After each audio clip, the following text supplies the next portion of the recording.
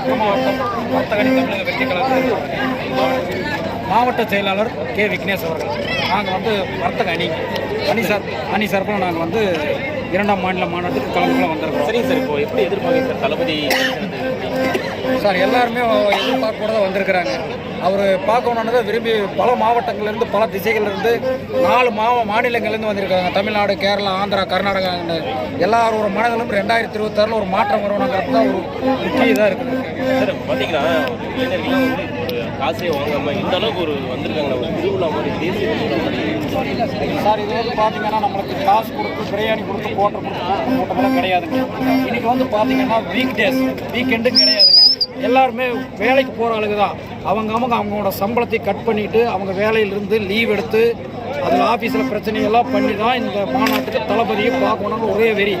என்ன காரணம்னா வர 2026 மிகப்பெரிய மாற்றத்தை கொண்டு வரணும்னு தமிழ் மக்கள் விரும்புகிறாங்க சார்.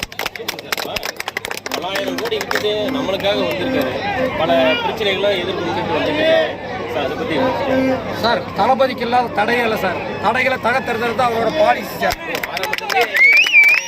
கண்டிப்பாக சார் அவருக்கு வர தடைகளே கிடையாது சார். அவர் எப்போ சினிப்பு எடுத்துட்டாரோ அப்போ இருந்து இப்போ அரசியல் ஆரம்பிக்கிற வரைக்கும் சினிப்பு தடைகள் கடந்துட்டு தான் இருக்கிறாரு. எல்லாத்தையுமே தகஞ்சறிஞ்சிட்டு இருக்கிறாரு.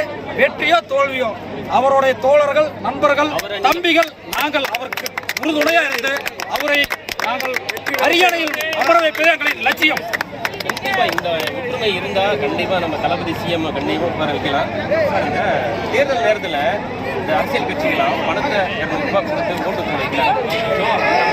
மக்களுக்கு சார் இப்போ காசு போட்டு போடணும்னு நினைக்கிறவங்க அந்த மனநிலைக்கு வருவாங்க சார்.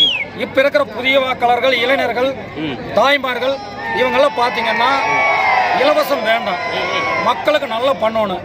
என்னுடைய கருத்து என்னன்னா கல்வி இலவசமாக கொடுக்கணும், மருத்துவம் இலவசமாக கொடுக்கணும், மற்றது எதுவுமே இலவசமாக வேண்டாங்கிறனுங்க. தரமான கல்வி, தரமான மருத்துவம் மட்டும் மக்களுக்கு கொடுத்தா போதுங்க. சரி, இதுக்கு முன்னாடி ஏடிஎம்கே கட்சியில் பார்த்தீங்கன்னா இளைஞர்களை வந்து ஓட்டுக்காக பயன்படுத்துகிறாங்க. ஆனால் நம்ம தளபதி பார்த்தீங்கன்னா இளைஞர்கள் வந்து அவங்களும் ஒரு எம்பி ஆகணும், அவங்களும் ஒரு எம்எல்ஏ ஆகணும், அவங்களும் ஒரு வார்டு செயலாளர் ஆகணும், அவங்களும் ஒரு தலைவர் ஆகணும், கவுன்சிலர் ஆகணும் வந்திருக்காங்க. தளபதி வந்து பார்த்தீங்கன்னா எல்லாம் முயற்சி சொல்லியிருக்காங்க.